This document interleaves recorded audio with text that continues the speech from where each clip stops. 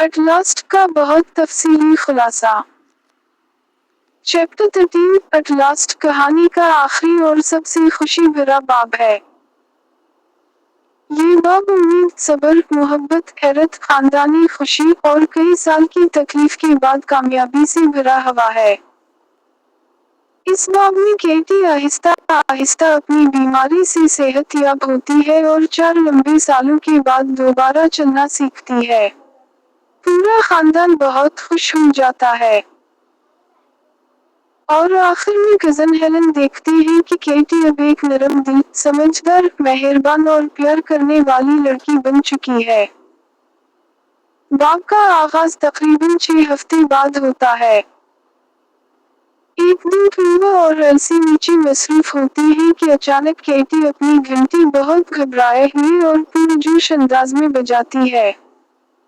دونوں لڑکیاں پریشان ہو کر جلدی سے اوپر بھاگتی ہیں تاکہ دیکھ سکیں کیا ہوا ہے۔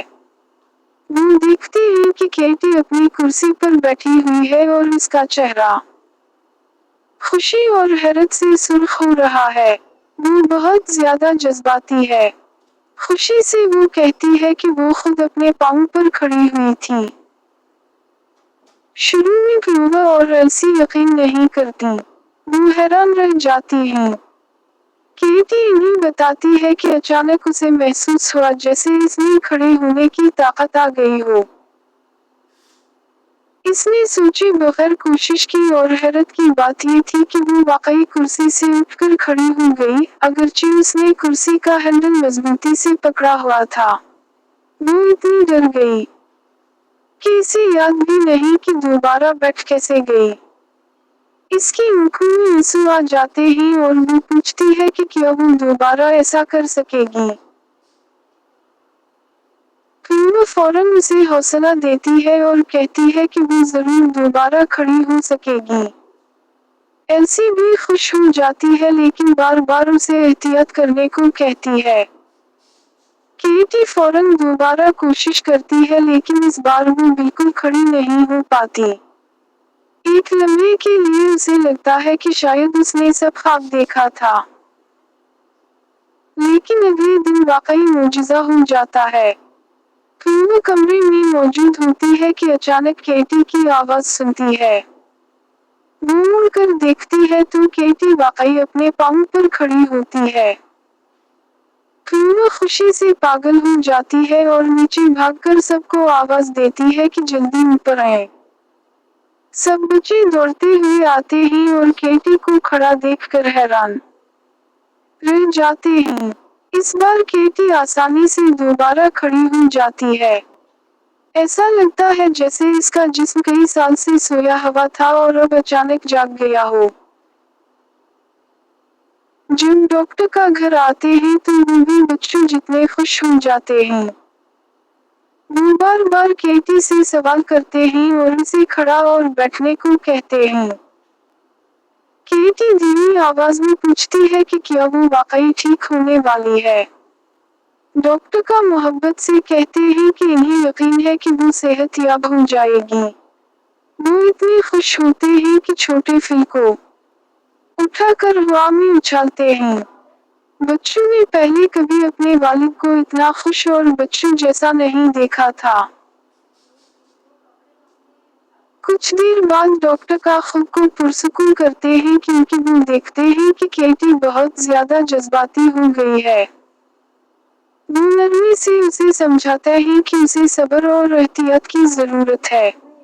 وہ کہتے ہیں کہ صحت یابی میں وقت لگے گا۔ اگر وہ جلد بازی یا لاپرواہی کرے گی تو دوبارہ بیمار ہو سکتی ہے۔ وہ اسے سمجھاتا ہے کہ دوبارہ چلنا سیکھنا بھی کسی مشکل چیز کو سیکھنے جیسا ہے جو آہستہ آہستہ ہوتا ہے۔ کیٹی خوشی سے کہتی ہے کہ اگر اسے ٹھیک ہونے میں 1 سال بھی لگ جائے تو بھی اسے کوئی پرواہ نہیں، بس وہ آخرکار ٹھیک ہو جائے۔ اس رات کیٹی اتنی خوش ہوتی ہے کہ سو نہیں پاتی۔ اگلی صبح ڈاکٹر کا اس کی آنکھوں کے نیچے حلقے دیکھتے ہیں اور دوبارہ اسے آرام کرنے کا مشورہ دیتے ہیں۔ केटी उनकी बात समझती है और एहतियात करती है, हालांकि ये आसान नहीं क्योंकि उसके जिस्म का हर हिस्सा नई जिंदगी और खुशी महसूस कर रहा होता है। आहिस्ता आहिस्ता केटी मश्क शुरू करती है। पहले वो सिर्फ चंद सेकंड के लिए कुर्सी पकड़कर खड़ी होती है।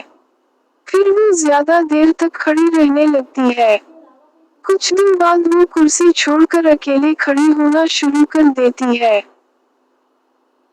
फिर वो छोटे छोटे कदम चलना शुरू करती है और अपने आगे कुर्सी धकेलती है, बिल्कुल एक बच्चे की तरह जो पहली बार चलना सीख रहा हो। फ्लूवा और एल्सी हर वक्त इसके साथ रहती हैं और उसकी हिफाजत करती हैं।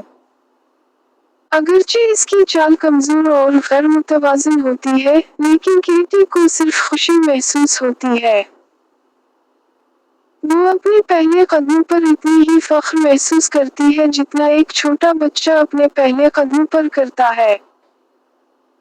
वक्त के साथ केटी मजीद बहादुर हो जाती है। एक दिन फ्लूवा ऊपर जाती है और हैरान रह जाती है क्योंकि केटी दूसरे कमरे में बैठी होती है। केटी खुशी से बताती है कि वो घर के दूसरे हिस्से देखना चाहती थी क्योंकि कई सालों से उसने अपने कमरे के अलावा कुछ नहीं देखा था।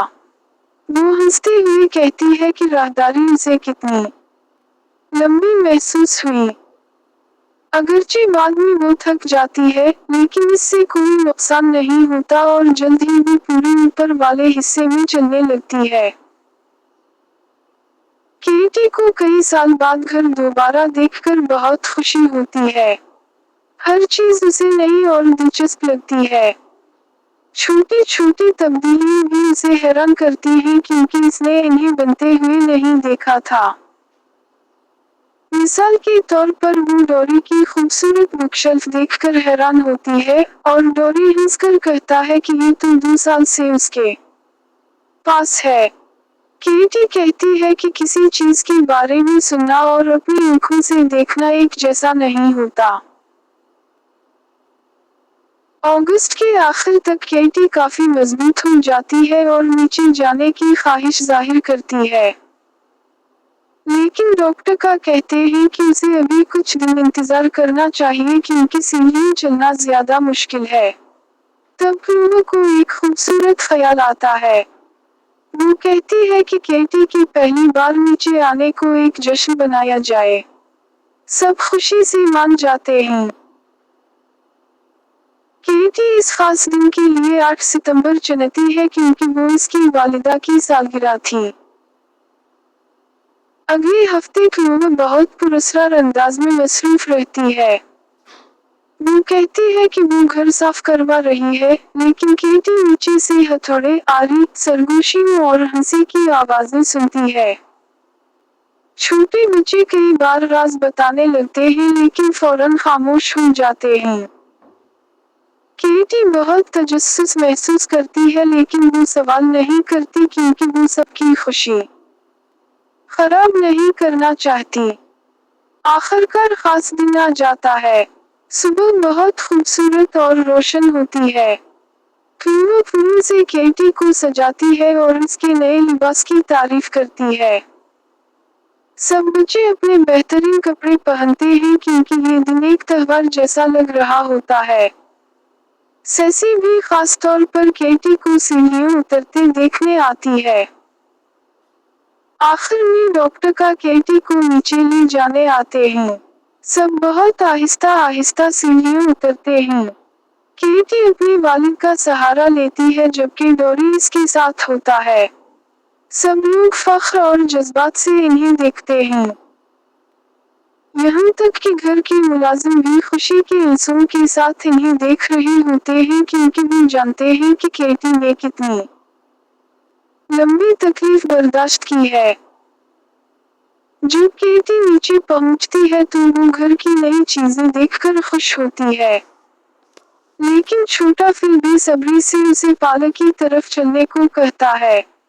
आखिरकार डॉक्टर का पार्लर का दरवाजा खोलते हैं। केटी अंदर कदम रखती है और अचानक हैरत से रुक जाती है। इसका चेहरा जज्बात से भर जाता है। सोफा पर बाजू फैलाए इसकी प्यारी कजन हेलन बैठी होती हैं। केटी अपनी कमजोरी भूलकर फौरन कजन हेलन की तरफ दौड़ती है। वो सोफा के पास गिर जाती है और उन्हें खुशी के आंसुओं के साथ गले लगाती और चूमती है। चंद लम्हों तक कोई कुछ नहीं बोलता क्योंकि वो मंजर बहुत जज्बाती और खुशी भरा होता है। फिर बच्चे खुशी से बताते हैं कि ये सारा सरप्राइज क्लोवर का ख्याल था। क्लोवर ने चुपके से कजन हेलन को बुलाया था और सारी तैयारी की थी। ब्रिजिट ने जानबूझकर शोर से सफाई की थी ताकि केटी को कजन हेलन की आमद की आवाज ना सुनाई दे। वो पूरा दिन इनकी जिंदगी की सबसे खुश दिनों में से एक बन जाता है। सब लोग हंसते, बातें करते और खुशी मनाते हैं। कजन हेलन सबसे ज्यादा खुश होती है क्योंकि वो न सिर्फ केटी की सेहतयाबी देखती है बल्कि ये भी देखती है कि 4 मुश्किल सालों में सब बच्चे कितने समझदार हो गए हैं। वो देखती है कि एल्सी अब खुश मिजाज और पुरइत्मीनान लड़की बन गई है। डोरी भी समझदार, मेहरबान और जिम्मेदार बन गया है। सब बच्चे केटी से बहुत मोहब्बत करते हैं और इस पर एतमाद करते हैं। वो हर मसले में उसी के पास जाते हैं। कजन हेलन महसूस करती है कि केटी अब नरम दिल, सब्र वाली, समझदार और ख्याल रखने वाली लड़की बन चुकी है। अब उसमें पहले वाली जिद और जल्द गुस्सा नहीं रहा। कुछ दिन बाद कजन हेलन संजीदगी से केटी से बात करती हैं। वो उसे याद दिलाती है कि पहले जब वो बीमार थी तो घर कितना गमगीन था। वो केटी की तारीफ करती है कि इसने अपनी तकलीफ के दौरान खुद को बेहतर बनाया। कजन हेलन कहती है कि केटी अब the heart of the house बन चुकी है, यानी पूरे घर की मोहब्बत और खुशी का मरकज। केटी जज्बाती हो जाती है और आजिज़ी से कहती है कि वो इस तारीफ के काबिल नहीं क्योंकि उसे अब भी अपनी बहुत सी कमजोरियां नजर आती हैं।